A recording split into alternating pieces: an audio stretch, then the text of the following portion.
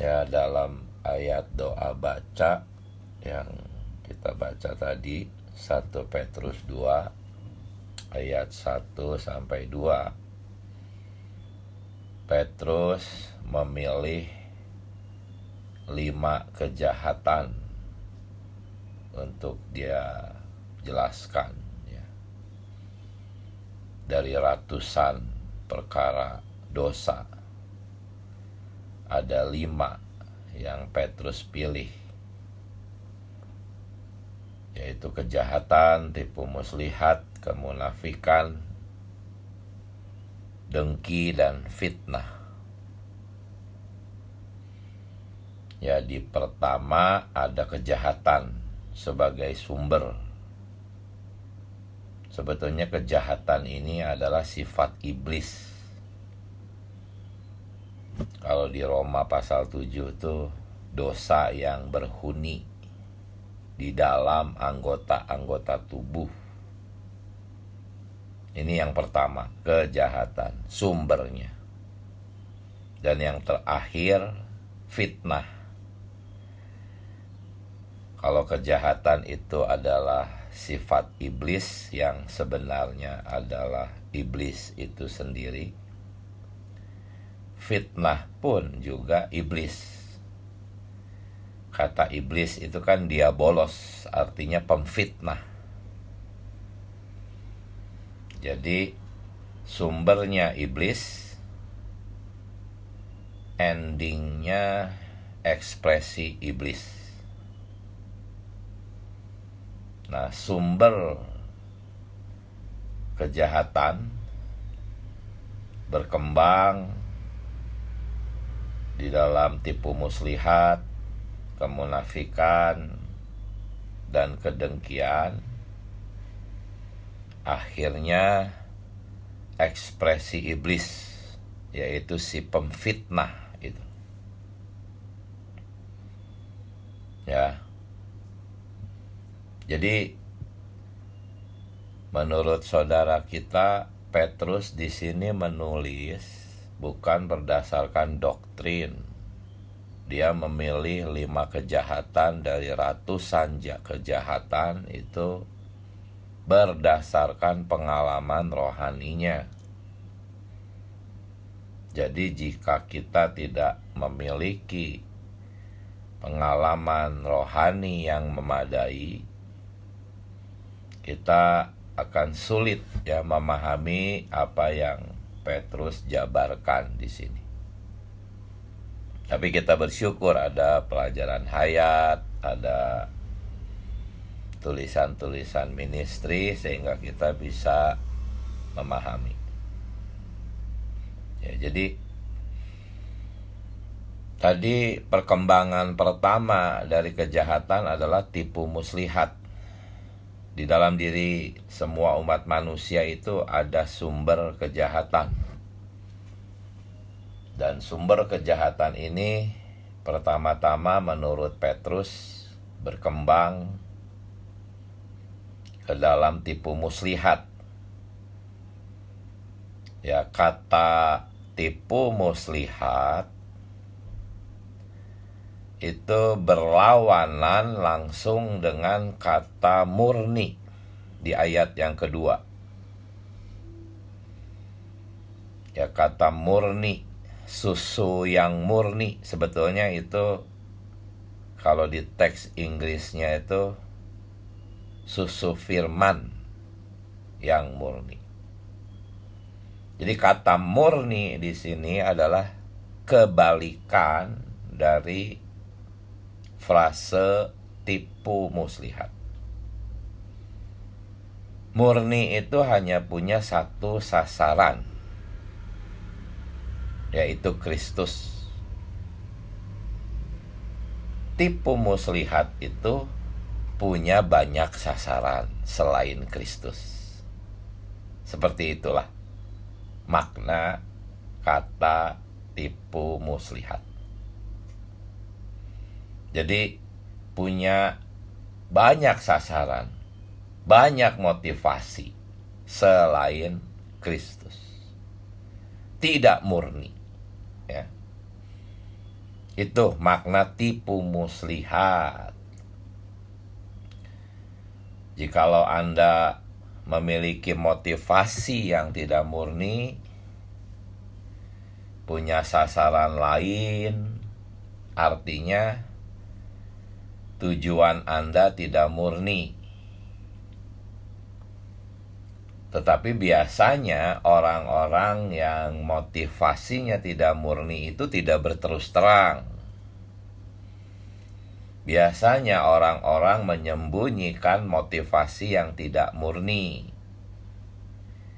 Ya, sehingga menjadi tipu muslihat. Tipu muslihat itu adalah menyembunyikan motivasi yang tidak murni. Ya, bisa dengan kata-kata, bisa dengan segala macam cara. Intinya itu tipu muslihat. Ketidakmurnian, motivasi yang tidak murni. Ya, berkembang terus, ya, menjadi kemunafikan, kedengkian, sampai akhirnya menjadi fitnah, menjadi ekspresi iblis, si pemfitnah itu. Ya, setelah mengungkapkan 5 kejahatan ini, langsung Petrus berbicara tentang susu firman yang murni. Mengapa? Karena susu firman yang murni ini antibiotiknya gitu, saudara-saudari, untuk melenyapkan kuman-kuman kejahatan itu.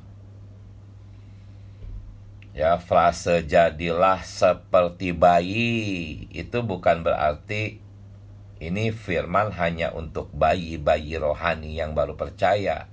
Bukan, semua orang yang baru percaya sampai yang sudah lebih dewasa, sampai saudara-saudari yang telah matang pun tetap harus menjadi seperti bayi.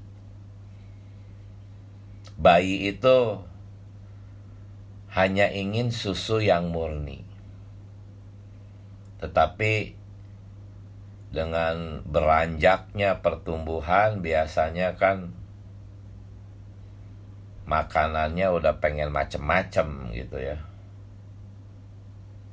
Dan makanan yang macem-macem itu banyak negatifnya. Tetapi bayi itu udah gak pengen makanan yang macem-macem, dia hanya ingin yang murni-murni saja gitu. Itu maksudnya. Jadi walaupun kita sudah bukan bayi-bayi lagi, tetapi kita harus seperti bayi, hanya menginginkan yang murni. Artinya hanya menginginkan Kristus saja, saudara-saudari. Ya. Nah, coba beban saya ingin memeriksa 5 kejahatan ini yang secara spontan akan membuat kita mendambakan susu firman yang murni. Ya, pertama-tama, kejahatan itu terekspresi melalui motivasi yang tidak murni. Makna dari kata tipu muslihat tadi ya. Jika motivasi seseorang tidak murni, itu secara spontan ya dia akan berusaha menutupinya, menutupi motivasinya yang kotor. Hasilnya apa? Ya, penutup itu menjadi topeng. Kata kemunafikan itu sebetulnya berarti topeng. Banyak orang Nggak usah ngomongin dulu di kekristenan atau orang dunia lah ya. Di tengah-tengah kita sering jatuh ke dalam kemunafikan ini. Dan ayat doa bacanya tadi itu segala macam kemunafikan, artinya banyak gitu. Kemunafikan demi kemunafikan. Itu sebetulnya upaya dari menutup-nutupi motivasi yang tidak murni. Ya. Misalnya dia rajin pelayanan, rajin bergerak, pokoknya rajin lah untuk gereja. Tetapi motivasi kerajinannya mungkin ingin diakui, ingin menjadi yang terkemuka, ya. Dan dia selalu mempromosikan kebaikannya. Dia selalu bercerita tentang semua pekerjaan yang sudah dia lakukan bagi gereja. Lalu hasilnya apa? Tadi kan cerita untuk kebaikan gereja. Dia berkata bahwa saya telah melakukan ini, melakukan itu, semuanya adalah untuk gereja. Itu semacam topeng yang menyembunyikan tujuannya yang sebenarnya. Ya, dia berkata untuk gereja, padahal bukan untuk gereja. Jadi perkataannya, promosinya itu semacam kayak topeng. Tetapi keajaiban hidup gereja di gereja lokal adalah yang gini-gini tuh nggak diapresiasi gitu. Saya katakan ini keajaiban ilahi dari hidup gereja dalam gereja lokal. Kalau Anda seperti orang tadi mempromosikan diri, rajin, Anda pasti diapresiasi. Tapi di tengah-tengah kita di gereja lokal tuh ajaib, saudara-saudari. Tubuh Kristus tuh real gitu ya. Orang-orang gini tuh aneh gitu, walaupun dia benar-benar rajin, walaupun dia benar-benar giat, ya mungkin juga berkorban. Bahkan di tengah-tengah kita nggak ada sistem gaji, sistem amplop. Ya, benar-benar rajin gitu, tanpa menginginkan bayaran, imbalan gitu. Ya imbalan yang dia inginkan sebetulnya hanya apresiasi, pengakuan. Inilah ketidakmurnian. Ajaibnya kalau di tengah-tengah gereja lokal itu karakternya sama di seluruh lokal di bumi, ya. Gereja lokal tuh tidak akan bisa mengapresiasi orang-orang yang pakai topeng kemunafikan macam gini gitu. Jadi semacam secara spontan itu kecium gitu. Berbeda kalau di kekristenan Anda akan diangkat. Ya, jika Anda pandai munafik, Anda akan diangkat, diberi jabatan, dan sebagainya. Nah, hasilnya apa? Ya, hasilnya orang-orang yang munafik ini itu akan marah gitu ya, akan dengki. Ini perkembangannya seperti itu kok. Polanya sudah ada di kitab Kejadian. Awalnya Kain mempersembahkan, kelihatannya begitu bersih, murni. Tetapi karena tidak diapresiasi oleh Allah, maka muncul kedengkian ya, terhadap Habel. Itu memang prosesnya seperti itu. Ayat yang kita doa bacakan tuh dalam sekali maknanya, benar-benar mengikuti pola benih Alkitab di kitab Kejadian. Ya, jadi itu urutannya. Pertama, sumber adalah kejahatan, sifat jahat si iblis. Lalu muncullah motivasi yang tidak murni, tipu muslihat, sama saja. Jikalau Anda punya motivasi yang tidak murni, berarti Anda sedang mempraktekkan tipu muslihat. Ya. Kemudian berkembang menjadi kemunafikan. Kemunafikan itu tidak akan diapresiasi, bahkan mungkin ditelanjangi, dan akibatnya Anda marah, dengki, kedengkian terhadap orang-orang lain. Nah, sampai di sini kita harus menerapkan pelajaran minggu yang lalu, saudara-saudari. Yaitu kita harus datang kepada Bapa sebagai hakim.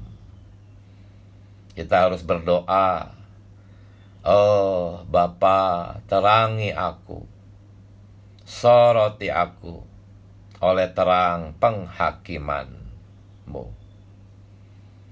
Jangan dibiarkan berkembang terus, nanti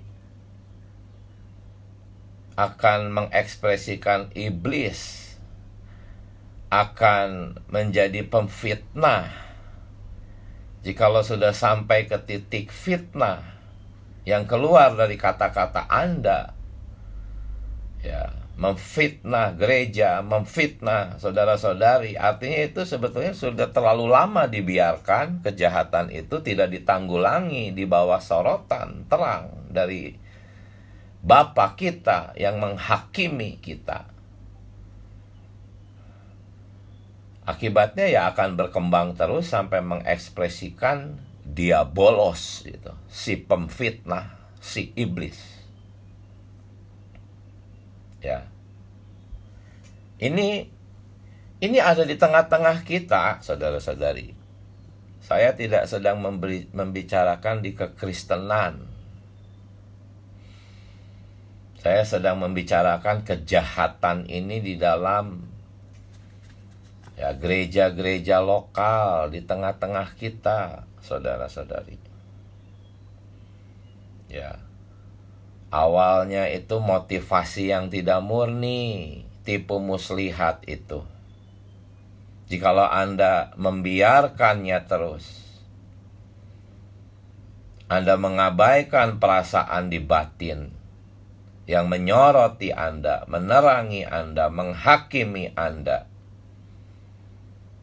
Ya, ini akan berkembang menjadi kemunafikan. Jikalau Anda terus-menerus mengabaikan penghakiman Bapa di batin Anda, kemunafikan akan menjadi kedengkian. Ya. Mungkin Anda membiarkannya selama 6 bulan, 10 bulan, setahun. Ya, Anda terus-menerus mengabaikan itu. Akhirnya Anda menjadi iblis di dalam gereja. Ya, yaitu menjadi pemfitnah. Ya. Orang-orang seperti ini tuh pasti membenci penatua, membenci saudara-saudari tertentu. Oh Tuhan Yesus, selamatkan kami Tuhan. Selamatkan gereja lokal. Kalau sudah sedemikian, ya tangan sang hakim yang keras itu bisa-bisa bertindak. Semoga kita diselamatkan dari kondisi semacam itu. Ya. Nah, saudara-saudari, ekspresi si iblis sebagai pemfitnah itu terutama lewat kata-kata loh, saudara-saudari. Ya, dosa-dosa seperti mencuri, berjudi, menipu itu bukan ekspresi iblis yang terlalu penuh. Ya, dosa-dosa macam itu bukan ekspresi penuh dari iblis. Ekspresi penuh dari iblis itu fitnah terhadap gereja, terhadap penatua, terhadap saudara-saudari. Makanya saya benar-benar sangat seringkali sangat keras berkata-kata tentang sikap kita terhadap penatua, terhadap gereja. Karena memang ini ekspresi yang penuh dari kejahatan, saudara-saudari. Ya, kalau di kekristenan mungkin fitnahnya kepada gereja, kepada orang-orang tertentu, tetapi di tengah-tengah kita itu saya perhatikan ada fitnah terhadap gereja gitu. Wah, sungguh ekspresi iblis yang paling penuh. Ya, kalau hanya sekedar fitnah satu saudara atau satu saudari itu mungkin belum seperti ekspresi penuh. Tapi kalau udah fitnah terhadap gereja, Anda menjelek-jelekan gereja, itu sebetulnya perkembangan penuh dari awalnya sifat jahat, motivasi tidak murni, munafik, sampai dengki, akhirnya fitnah. Oh, luar biasa saudara-saudari. Semoga kita jelas melihat ini dan kita bisa bersikap ya untuk diri sendiri.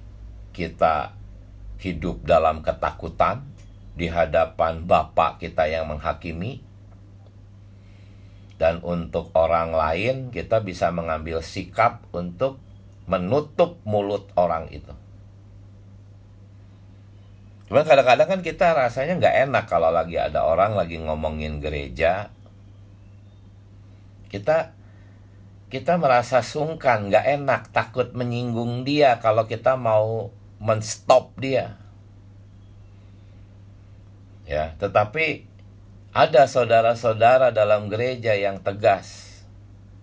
Kalau ada saudara atau saudari ngomongin gereja, langsung telunjuknya itu diarahkan ke mulutnya itu. Stop. Sudah. Atau minimal perlihatkan muka yang tidak suka gitu, ya. Segera alihkan pembicaraan. Jangan takut orang itu tersinggung, tidak apa-apa. Karena Anda sedang membuat iblis tersinggung, itu bagus itu. Tapi kalau Anda merasa nggak enak, takut menyinggung orang, artinya Anda menghargai iblis. Ya. Jadi sikap kita harus seperti itu. Terhadap diri sendiri kita hidup dalam ketakutan di hadapan Bapa yang menghakimi dengan adil. Lalu di hadapan orang-orang yang seperti itu, kita mengambil sikap memperlihatkan kebencian kita terhadap si pemfitnah itu. Nah, saudara-saudari, orang-orang yang membiarkan kejahatan terus berkembang hingga mencapai fitnah itu pasti tidak punya selera terhadap firman. Ya, betapapun mustikanya itu firman hayat disampaikan, gak ada selera. Jadi alasan Petrus untuk meminta kita membuang semua kejahatan itu dan langsung bicara susu firman di ayat yang kedua adalah supaya kita tuh berselera kepada firman. Ya. Orang-orang yang membiarkan kejahatan berkembang semacam itu pasti tidak punya lapar dan haus terhadap firman Allah. Ya. Kita harus menjadi orang-orang yang sebaliknya, gitu, saudara-saudari. Ya, ketika Anda menerapkan pelajaran minggu lalu, Anda datang senantiasa kepada Bapa yang menghakimi. Ya, jarang ini konsepsi datang kepada Bapa yang menghakimi. Umumnya orang Kristen itu datang kepada Bapa yang mengasihi, yang menolong. Kita di pemulihan Tuhan itu orang-orang yang sudah lebih dewasa. Kita datang kepada Bapa yang menghakimi. Lalu kita menerima sorotan terang penghakiman Bapa. Kita menyadari ada kejahatan di batin kita. Akhirnya kita menyadari keperluan kita akan antibiotik itu, akan hayat Kristus. Kita akan merasa kekurangan hayat Kristus, kurang bertumbuh di dalam hayat. Kemudian kita mengaku dosa-dosa kita. Kita menerapkan darah Tuhan dan menerima hayat Tuhan.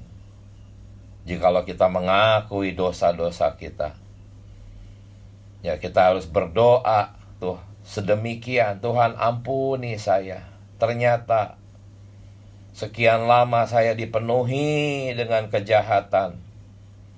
Oh Tuhan, apalagi saya juga sering ngomongin hal-hal jahat tentang orang lain. Oh Tuhan Yesus, selamatkan saya.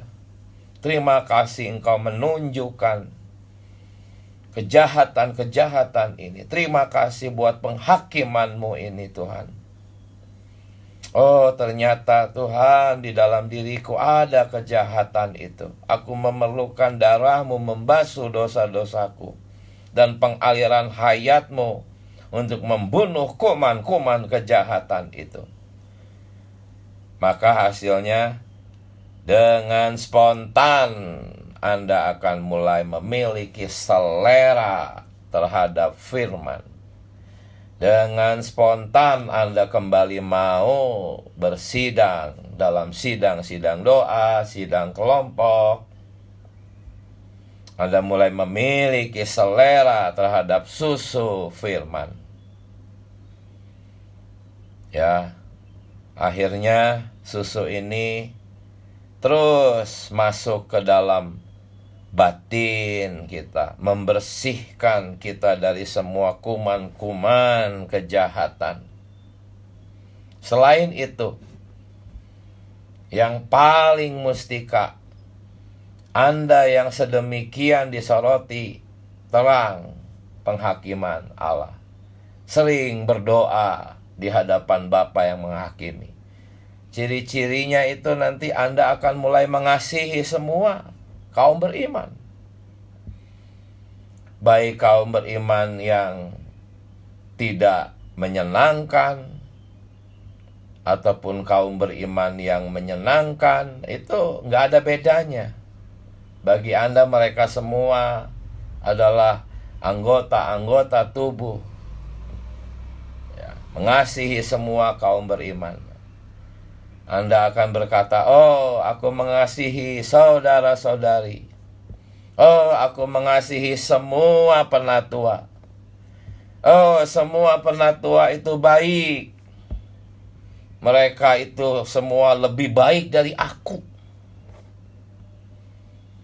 Inilah hasilnya saudara-saudari.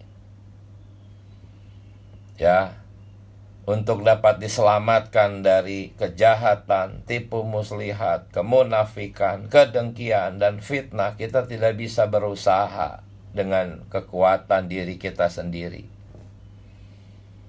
Ya, orang-orang di kekristenan berusaha untuk menanggulangi kejahatan di batin dengan usaha-usaha perbaikan diri, usaha-usaha mengoreksi.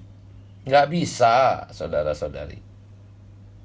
Kuman-kuman itu ada di dalam darah kita. Ya, kalau orang sakit itu Ya, kuman-kumannya tuh ada di dalam darahnya, di dalam jaringan-jaringan tubuhnya. Misalnya Anda berusaha membersihkan kuman-kuman itu dengan memandikannya pakai sabun yang mahal. Percuma.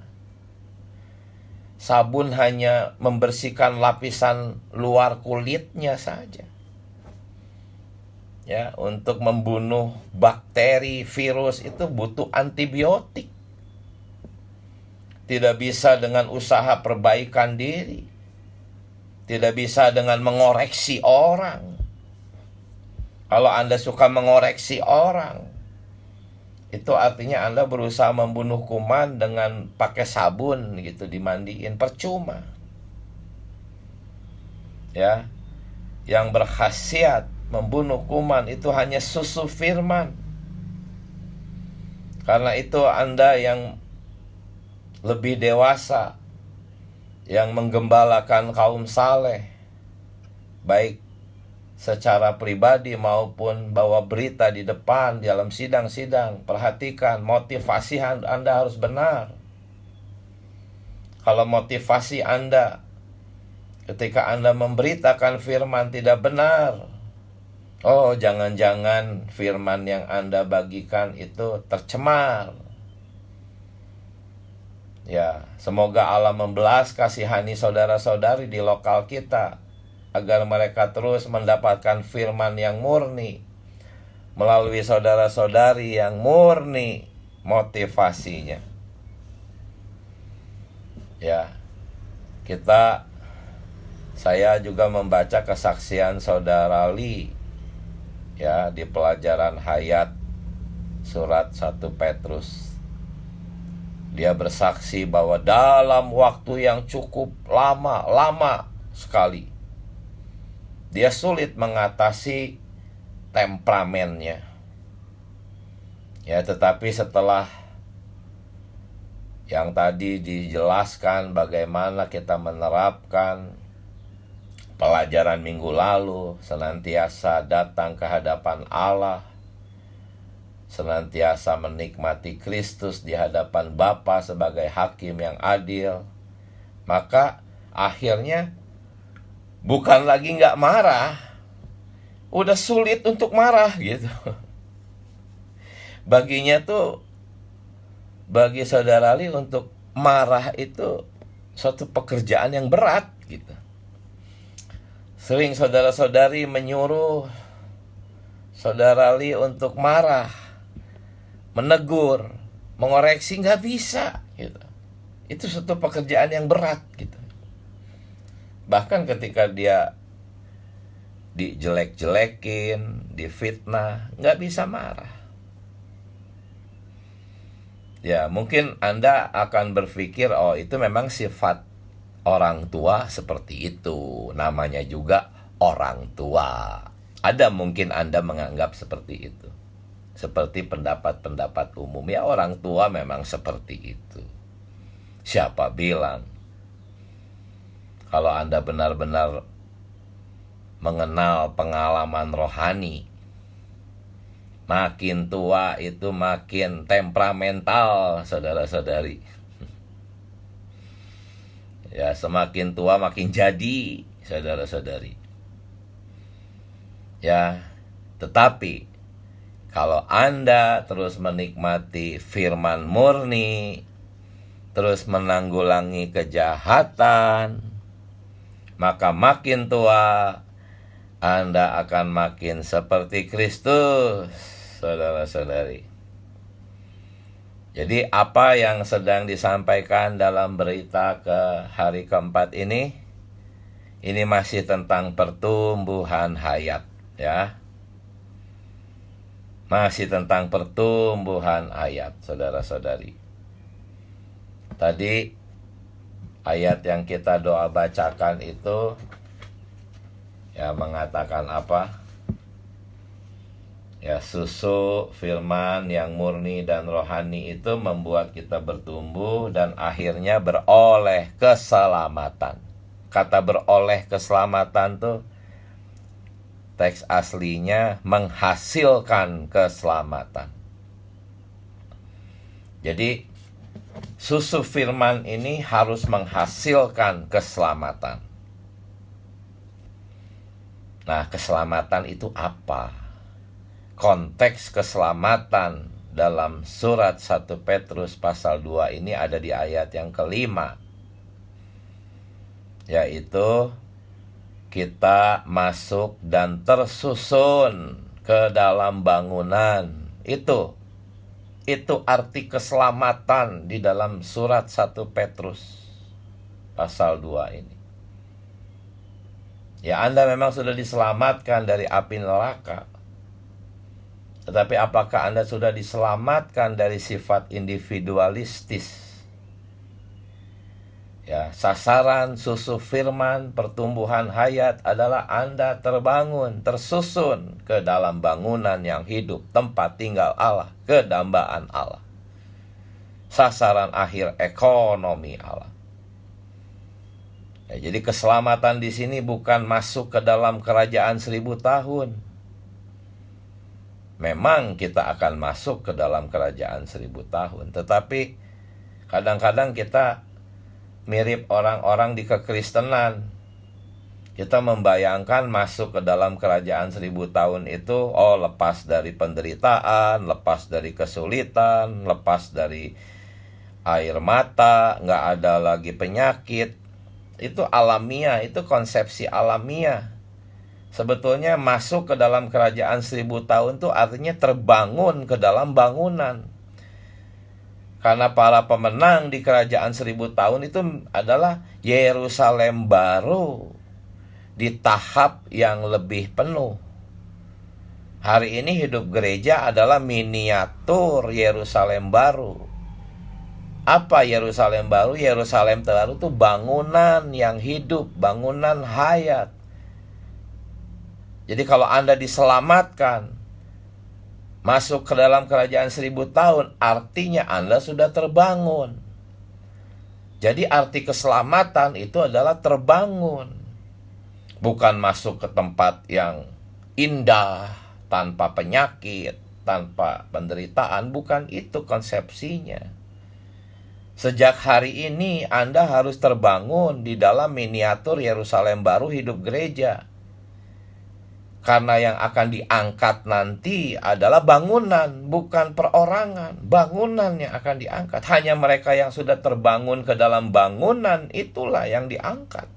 Anda yang masih individualistis, walaupun Anda baik hati, ramah, rajin, tidak akan terangkat. Karena Anda belum tersusun. Inilah makna dari bertumbuh menghasilkan keselamatan. Keselamatan di sini bukan keselamatan dari api neraka, tapi keselamatan dari sifat individualistis. Ya, inilah kenikmatan saya di hari yang ke-4 ini. Ya, mari saudara-saudari, masih banyak waktu. Saya berharap ada banyak yang berbagi nikmat.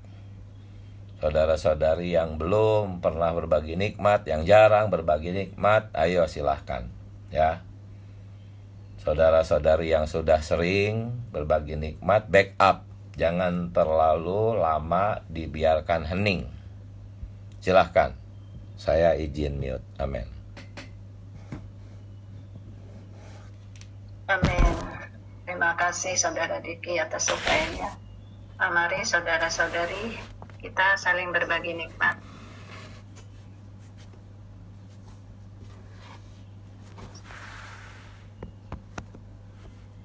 Saudara Michael, mulai dulu Kak.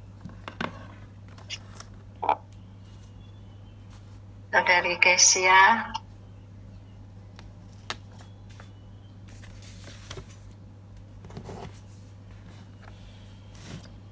Tuhan Yesus, memang ya kita sangat bersyukur atas berita pagi ini.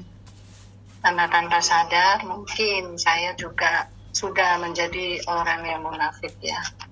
Karena hal-hal ini kadang-kadang kita tidak menyadari ya, atau kita kurang peka terhadap suara Roh Kudus. Sudah ada teguran di batin ya, mungkin kita tidak boleh lagi ya meneruskan ini. Sudah ada penghakiman, tapi kadang-kadang kita mengabaikannya.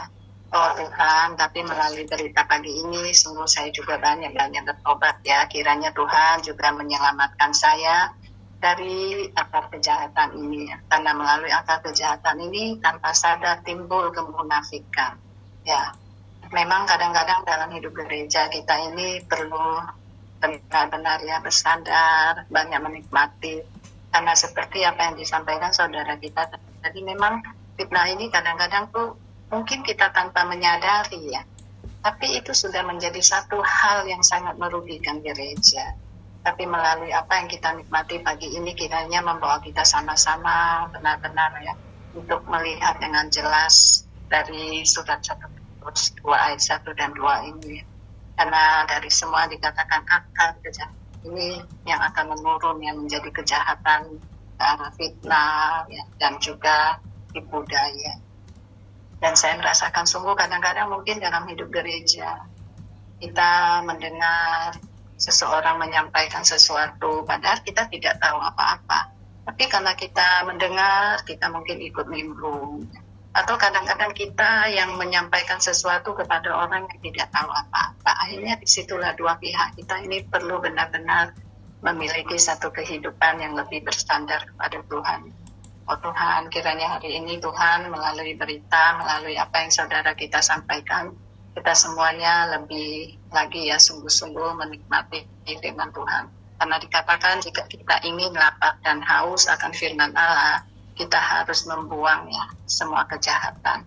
Nah, hanya melalui kita menikmati susu firman ini yang akan merawat kita sebagai antibiotik ya untuk tidak kita terjebak di dalam kejahatan sehingga akhirnya menjurus kepada kejahatan yang lainnya.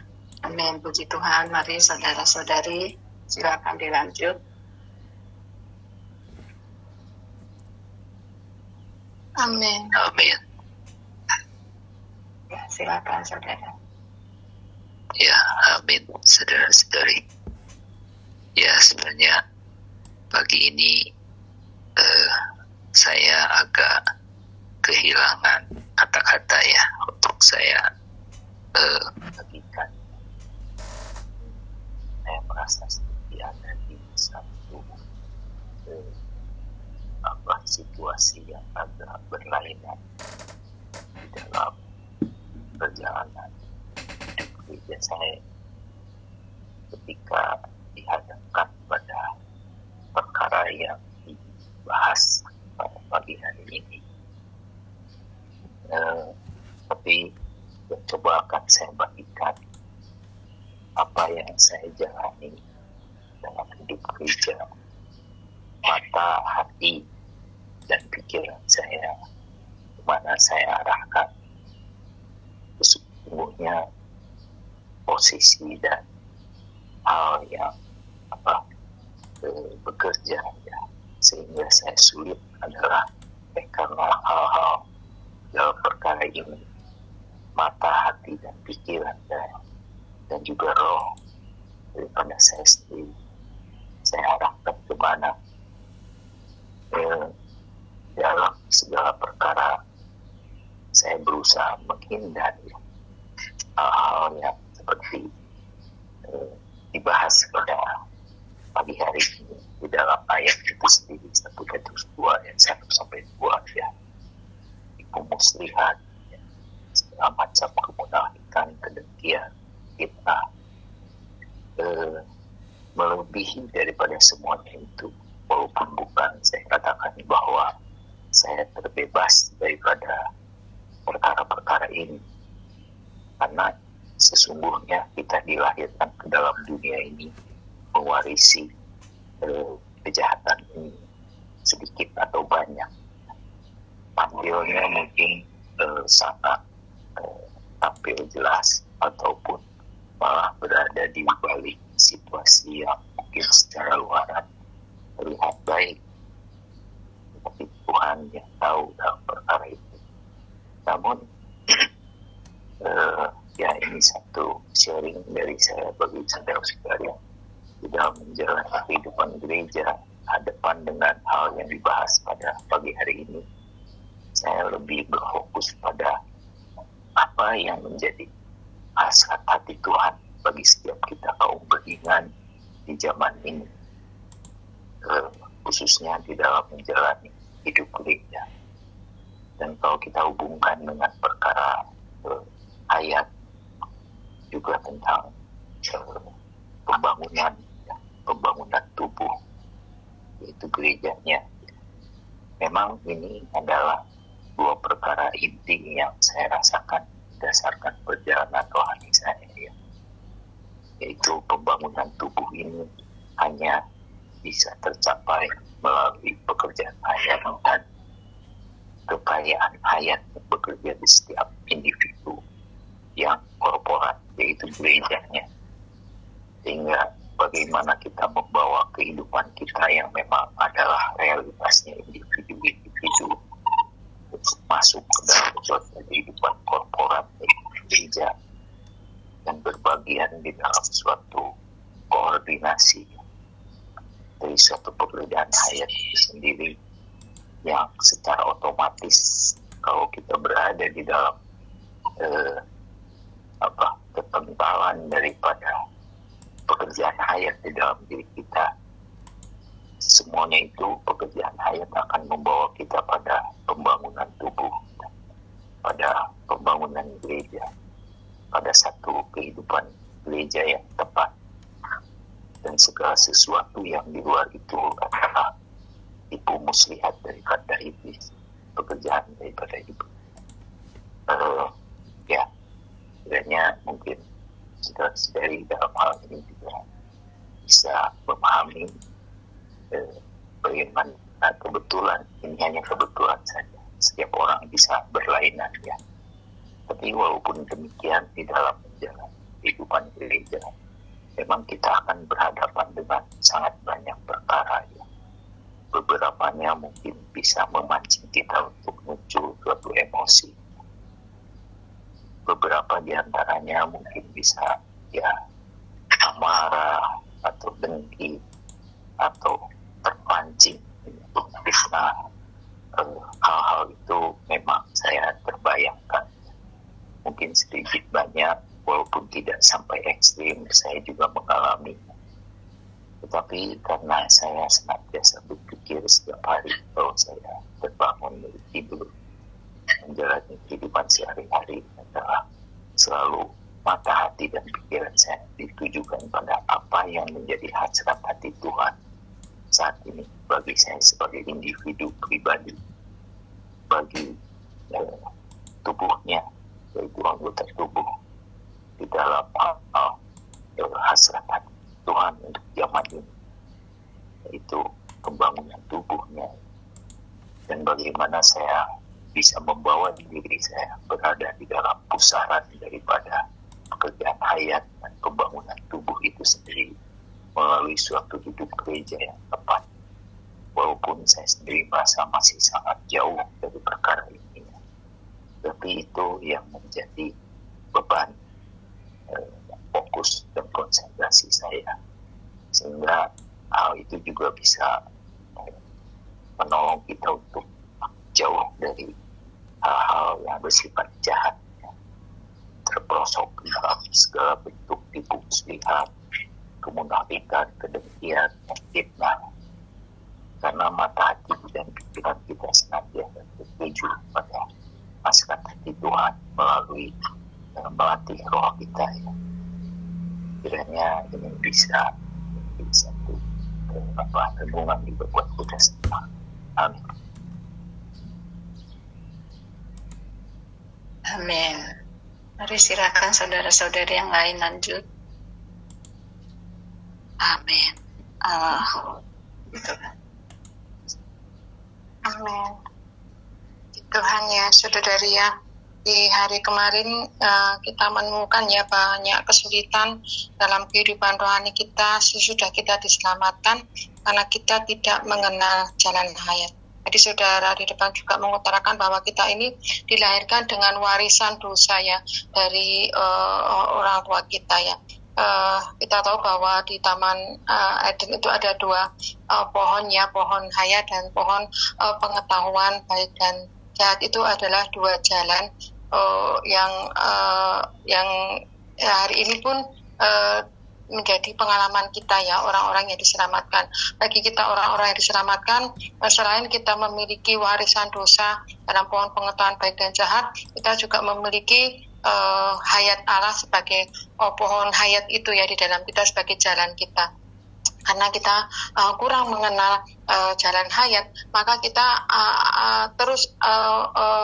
terus ada di dalam jalan pengetahuan baik dan jahat itu ya, yang hari ini kita melihat bahwa perkembangannya dari pohon jahat baik dan jahat itu adalah tipu muslihat, kemunafikan dan kedengkian, akhirnya fitnah ya saudari ya.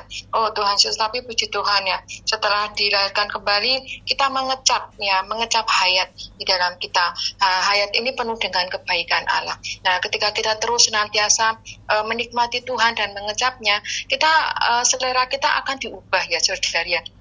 Kalau saudara witnessly juga memiliki perasaan yang tidak menyukai perkara-perkara dosa ya, seperti marah-marah dan segala sesuatunya, kita pun juga akan memiliki pengalaman demikian saudari ya. Ketika kita senantiasa tinggal untuk menikmati Tuhan, mengecap Tuhan di dalam segala kebaikannya. Mengecap Tuhan berarti menerima Tuhan. Menerima Tuhan berarti mendapatkan infus dari semua kebaikan Tuhan. Ini yang membuat perbedaan kita dengan orang-orang yang tidak percaya. Karena orang-orang tidak percaya tidak memiliki kesempatan untuk mengecap semua kebaikan Tuhan. Mengecap kebaikan Tuhan ini membuat selera kita berubah saudari ya. Untuk itu puji Tuhan ya, setiap persekutuan kita dalam bentuk apapun ya, baik menikmati firman Tuhan secara pribadi, korporat ya, berdoa kepada Tuhan pribadi, korporat, penghidupan tubuh, juga membagikan nikmat salah satunya ya, membicarakan Tuhan salah satunya adalah jalan kita mengecap Tuhan, juga jalan kita bertumbuh di dalam hayat Tuhan itu sendiri. Ini jalan hayat saudara ya. Ini jalan hayat yang bisa kita nikmati hari ini, sehingga kita bisa terlepaskan dari banyak masalah kehidupan orang Kristen di dalam mengasihi Tuhan ya. Sehingga hari ini saudara ya, ketika kita terus-menerus mengecap Tuhan, kita akan dibebaskan dari jalan pohon pengetahuan baik dan jahat. Oh Tuhan, sekiranya pertumbuhan kita semuanya melalui mengecap kebaikan Tuhan, ini adalah untuk pembangunan tubuh Tuhan. Amin. Amin. Saudari Marlin tadi sudah buka mic ya? Amin. Puji Tuhan ya, saudari-saudari, saya pun sangat bersyukur untuk berita pagi ini ya. Semoga berita yang kita nikmati malam ini, pagi ini benar-benar ya menolong kita terselamatkan dari ekspresi iblis di dalam setiap penghidupan kita, bahkan dalam penghidupan gereja ya. Karena memang iblis ini saya lihat sangat licik ya. Oh Tuhan Yesus, semoga kita juga tidak mengabaikan penghakiman Tuhan di dalam kita ya, sehingga karena kita mengabaikannya benar-benar ya, bahwa lama-kelamaan akan menjadi iblis dalam gereja, sehingga kita bisa ekspresinya ini, oh Tuhan, sungguh sangat luar biasa ya saudara-saudari, kita bisa membenci penatua, bahkan mengkritik saudara-saudari. Semoga melalui berita ini sungguh menolong kita ya dalam pengalaman penghidupan gereja kita. Amin.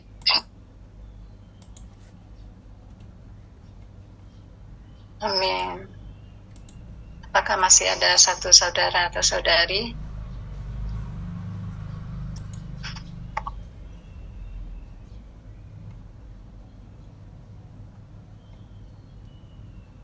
Silakan saudari Marta ya. Iya, saya betul bisa diterangi lagi ya. Banyak kita semua adalah orang-orang yang melayani Tuhan. Di sini saya melihat bahwa semua kejahatan yang sudah diutarakan di dalam Petrus ini tidak bisa hilang dengan dipoles di luar.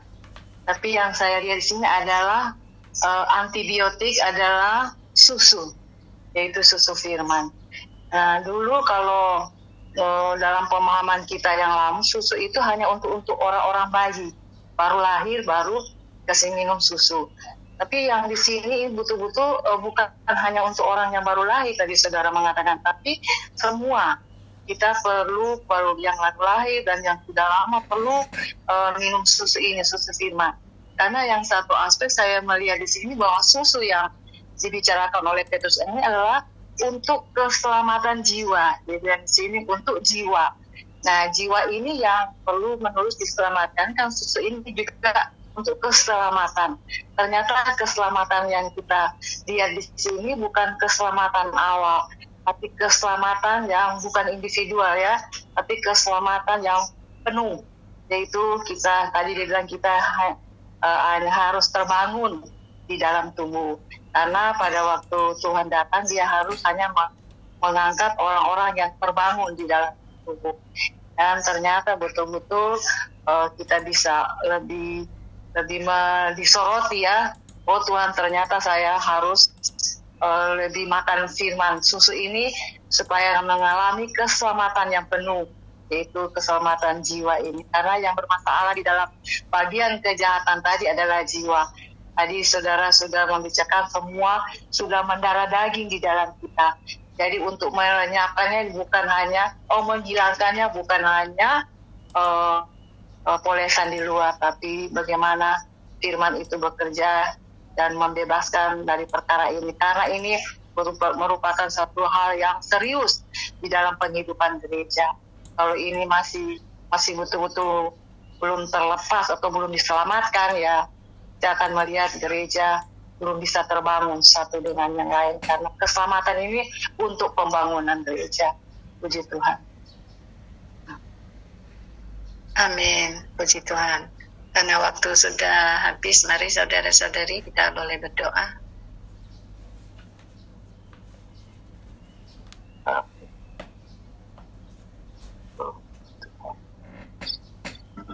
Terima kasih Tuhan. Sungguh kami memuji Engkau. Oh, betapa Engkau mengasihi kami. Setiap hari Engkau terus menerangi kami dengan firman-Mu. Firman itulah yang terus bisa membebaskan kami dari semua perkara jahat ini, dari semua pengetahuan baik dan jahat. Sehingga setiap hari kami hanya bisa datang padamu untuk menyelamatkan kami dari semua perkara-perkara daging alami, perkara-perkara kejahatan yang kadang tidak terlihat, tapi sorotan terang-Mu akan terus menyoroti kami, supaya kami bisa terlepas perkara ini dan dengan penghakiman Tuhan setiap hari menanggulangi kami, menanggulangi kita semua supaya kita betul-betul bagi pembangunan gereja. Terima kasih Tuhan. Amin. Makasih saudara-saudari. Amin. Terima kasih saudara-saudari. Terima kasih saudara-saudari. Terima kasih saudari. Tuhan memberkati. Tuhan. Amin.